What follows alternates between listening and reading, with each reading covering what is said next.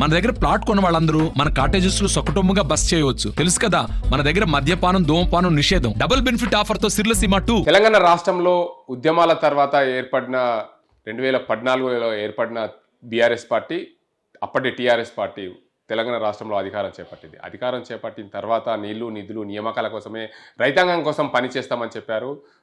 ప్రాజెక్టులు నిర్మాణం చేపట్టారు. ప్రాజెక్టు నిర్మాణం చేపట్టిన తర్వాత మేటిగడ్డ అన్నారం ప్రాజెక్టులు కుంగిపోయాయి 3 సంవత్సరాలకే అని చెప్పి తెలంగాణలో మొన్న ఏర్పడ్డ కాంగ్రెస్ పార్టీ నిపుణుల కమిటీ ఏర్పాటు చేసింది. నిపుణుల కమిటీలో విస్తుపోయే నిజాలు చెప్పారు ఇంజనీర్లు. ఆ నిజాలు ఏంటంటే, మొత్తంగా ప్రాజెక్టు నిర్మాణం కోసం కేసీఆర్ చెప్పినట్లు మేము కట్టామని చెప్పి ఇంజనీర్లు చెప్పిన మాట నిపుణులకు తెలిసిందే. ఆ నిపుణులకు వివరించారు. ఆ నిపుణులకు సంబంధించి అసలు కేసీఆర్ అంత మాట ఎందుకు అన్నాడు అనే అంశానికి సంబంధించి నిజామాబాద్ అర్బన్ ఎమ్మెల్యే ధన్పాల్ సూర్యనారాయణ గుప్తా ఉన్నారు. వారు సార్ చెప్పండి, ముఖ్యంగా తెలంగాణలో నీళ్లు నిధులు నియామకాల కోసమే పార్టీ ఏర్పడింది, తెలంగాణ ఉద్యమం ఏర్పడింది. ఉద్యమంలో ఏర్పడిన తర్వాత రైతాంగం కోసం తెలంగాణ మొత్తం సస్యశ్యామలం చేస్తామని చెప్పి ప్రాజెక్ట్ నిర్మాణం చేపట్టింది అప్పటి గవర్నమెంట్ సీఎం కేసీఆర్ ఆధ్వర్యంలో.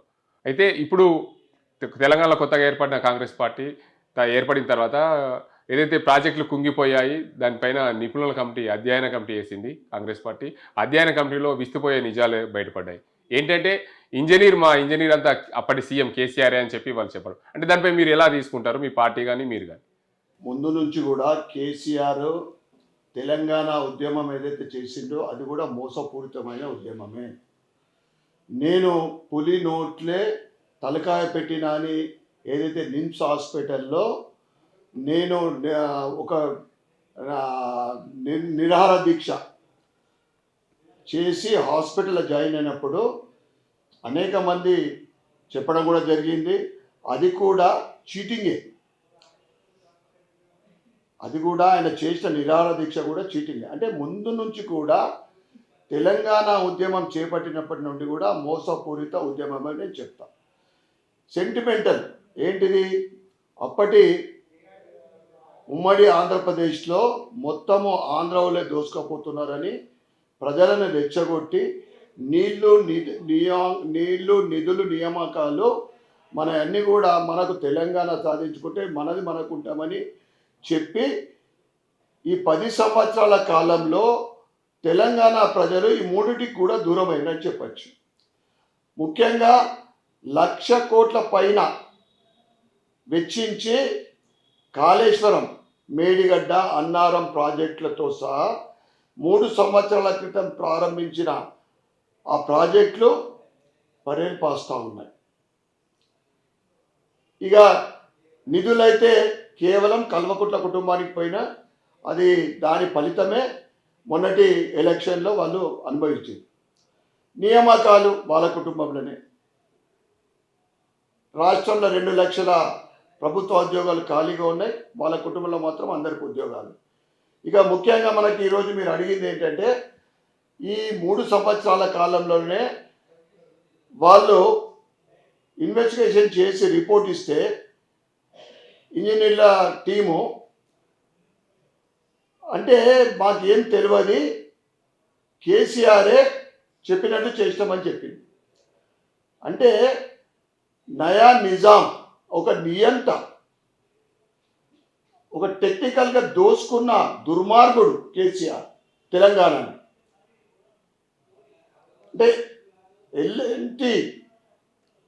ఎంతో పెద్ద పెద్ద ఇంజనీర్లు డిపార్ట్మెంటు, ఎస్సీలు, ఈలు ఉంటే వాళ్ళందరినీ పక్కకు పెట్టి కేవలం కమిషన్ల కోసమే కాళేశ్వరము ఇతర ప్రాజెక్టులకు ఏటీఎంగా వాడుకున్న దుర్మార్గుడు కేసీఆర్.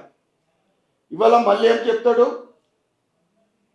రైతులకు న్యాయం చేయాలా, ఆ పరేల్ పాస్గా రిపేరింగ్ చేయాలి.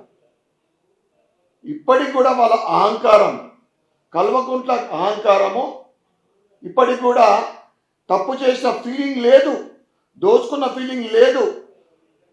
ఒక 4 రోజుల క్రితం ఒకళ్ళు పరారైపోయిండ్రు, ఒకళ్ళు జైలుకి పోయిండ్రు. ఇప్పుడు మిగులుతారు ఒక ఎమ్మెల్యేలు ఇంకో ఇతర పార్టీలకు పోతూ ఉన్నారు. రాబోయే రోజులలో వీళ్ళు 3 మిగులుతారా, 2 మిగులుతారో కూడా తెలుస్తలేదు.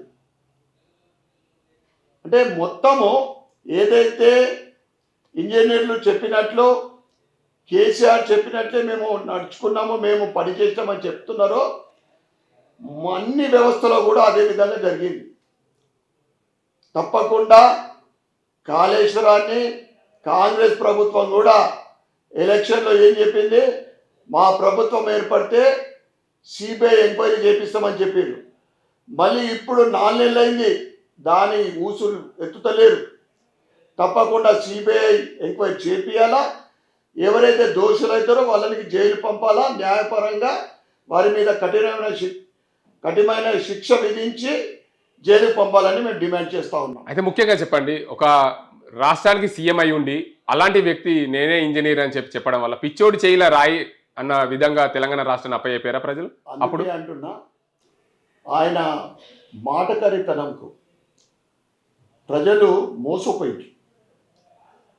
వాళ్ళు ఇప్పుడు కూడా 10 సంవత్సరాలు మేమే తెలంగాణ సాధించినాం, తెలంగాణ ఇంట్లో నంబర్ అని చెప్పి పతనావస్థకు ఒక గాజు తోటి నిర్మించిన భవనం లేక కూలిపోతూ ఉంది కళ్ళ ముంగంటే.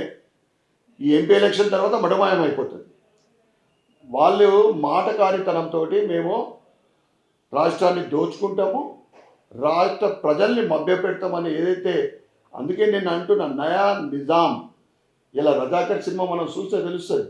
అహంకారం, వారు ఏదైతే అణగదొక్కిన ప్రజలకు తగిన శిక్ష తర్వాత నిజాం నవాబు అనుభవించిండో, ఇదే విధంగా ఈయన కూడా నయా నిజాం లెక్కనే ఆయన పరిపాలన, ఆయన విధానము, ఆయన పద్ధతి, ప్రజలు ఆయనకు తగిన శాస్తి చెప్పిండ్రు.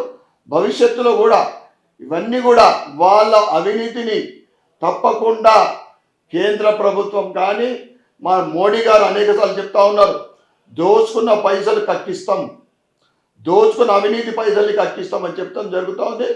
తప్పకుండా ఏదైతే ఈ అవినీతి జరిగిందో శిక్ష అనుభవించాల్సిందే, అనుభవిస్తారు. అయితే ముఖ్యంగా చెప్పండి, ఈ ఇంజనీర్లు చెప్పిన కాంగ్రెస్ ప్రభుత్వం వచ్చిన తర్వాత 100 రోజుల్లో ఏదైతే నిపుణుల కమిటీ వేసిందో 100 రోజులు తెలిసిన నిజాలు ఏంటంటే, నిపుణుల కమిటీలకి ఇంజనీర్లు మా కేసీఆరే చెప్పారంటే దీనికి అందరికీ బాధ్యులు ఇంజనీరా సీఎం కేసీఆర్? వేల కోట్ల రూపాయలు దుర్వినియోగమైంది ప్రజాధనం. ఇద్దరు కూడా బాధ్యులే.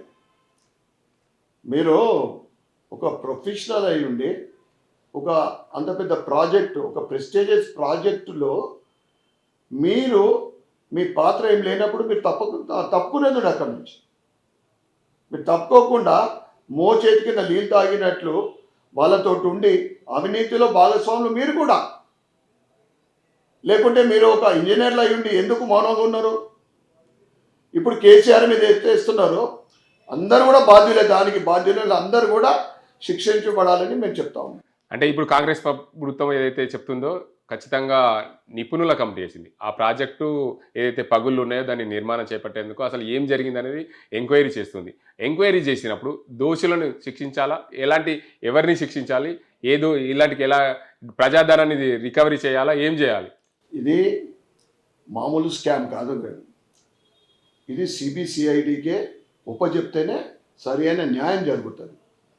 లేదా ఇక్కడ లోకల్ వాళ్ళతోటో లేకుంటే ఇతర కమిటీలతోటి ఎంక్వైరీ చేయించి అది సరైన న్యాయం జరగదు. ఎందుకంటే ఇది ప్రజల సొమ్ముని 1,00,000 కోట్ల పై చిలుకు డబ్బుతోటి నిర్మించిన ఈ ప్రాజెక్టు అవినీతిమయం, మొత్తం అడుగడుగున అవినీతిమయం. తప్పకుండా సిబిసిఐడి ఎంక్వైరీ చేస్తేనే దానికి న్యాయం జరుగుతుందని మేము చెప్తాం. అయితే అవినీతి చేసేందుకే అప్పుడున్న ప్రాజెక్ట్ అయితే ప్రాణహిత చేవెళ్లను పేరు మార్చి కాళేశ్వరంగా డిజైన్ మార్చారు. అందుకే అవినీతి చేసేందుకే ఈ డిజైన్ మార్పు చేశారంటారా మీరు? తప్పకుండా భయ్. ఇప్పుడు అది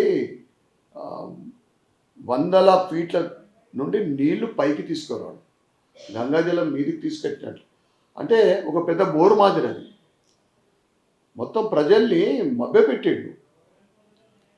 అంటే దేశంలోనే నంబర్ 1, ఇంత పెద్ద ప్రాజెక్టు, ఇంత లెంత్ ఉన్న ప్రాజెక్ట్ ఎక్కడ లేదు, దీంతో 1 కోటి ఎకరాలు అని ప్రజలకు నమ్మబలికి ఆయన టెక్నికల్గా దాంట్లో నుంచి డబ్బులు దోచుకుని ఏటీఎంగా పనిచేసింది ఆయన.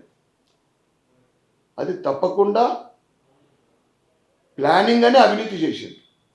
అందుకే 3 సంవత్సరాలలో ఇలా పరేలు పాస్తూ ఉంది. దీనికి అందరూ దానికి సంబంధించిన వాళ్ళందరూ కూడా బాధ్యులే. తప్పకుండా అందరూ శిక్షింపబడాలా.